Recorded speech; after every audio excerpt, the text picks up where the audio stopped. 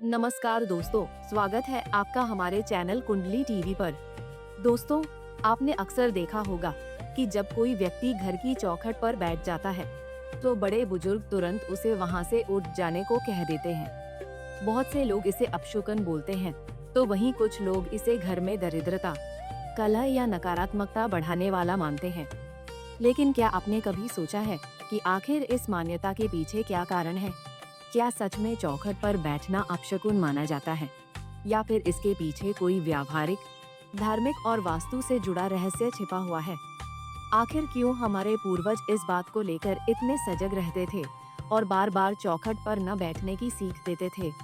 दोस्तों, चलिए आज की इस वीडियो में हम चौखट से जुड़ी इन्हीं मान्यताओं, धार्मिक कारणों और उनके पीछे छिपे वास्तविक अर्थ के बारे में विस्तार से जानते हैं।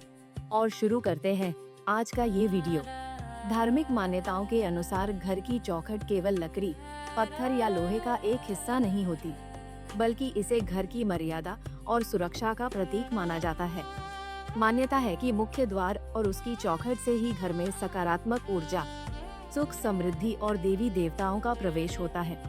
यही कारण है कि कई घरों में चौखट की पूजा भी की जाती है और शुभ अवसरों पर उस पर रोली, हल्दी या स्वस्तिक का चिन्ह बनाया जाता है। वास्तु शास्त्र में भी चौखट को घर के भीतर और बाहर की ऊर्जा के बीच की सीमा माना गया है। ऐसा कहा जाता है कि जब कोई व्यक्ति चौखट पर बैठता है तो वह ऊर्जा के इस प्राकृतिक प्रवाह में बाधा उत्पन्न करता है। इसी कारण बड़े बुजुर्ग चौखट पर बैठने से मना करते हैं। इसके अलावा यह भी कहा जाता है कि माँ लक्ष्मी का प्रवेश मुख्य द्वार से होता है, इसलिए चौखट को स्वच्छ और खाली रखना शुभ माना जाता है। इसी वजह से कई लोग चौखट पर बैठने, पैर रखने या वहां कूड़ा कचरा जमा करने से बचते हैं। कुछ मान्यताओं के अनुसार चौखट पर बैठकर भोजन करना, झगड़ा करना या लंबे समय तक बातचीत करना भी शुभ नहीं माना जाता।